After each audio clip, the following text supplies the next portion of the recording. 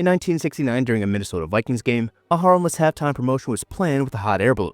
The balloon, owned by 11-year-old Rick Snyder's parents and meant to rise only 200 feet on a tether to promote the St. Paul Winter Carnival, failed to lift properly with his mother inside. So she jumped out, and Rick jumped in, seconds before the rope snapped. The balloon then kept rising, and Rick watched the field drop away beneath him. Too young to fully understand the danger, as fans in the stands assumed it was all part of the show. He nearly missed the stadium lights, vanished into the clouds, and drifted into the flight path of Minneapolis-St. Paul International Airport, forcing the FAA to shut down air traffic as an unpiloted balloon carried a child southeast over Minnesota. And after floating nearly 3 miles, Rick managed to release hot air, sending the balloon plunging into the icy, slush-filled Minnesota River, where the basket would tip, and threw him into the freezing water. He then swam through chunks of ice for 25 yards ashore, where a photographer captured the moment he came out alive. Meanwhile, his parents chased the balloon to a snow-covered field, only to find it empty and fear the worst. Before they would learn Rick was safe, and they warmed his clothes in the Vikings locker room. Fans later learned about the real story in the paper, and more than 50 years later, the balloon sits in a museum.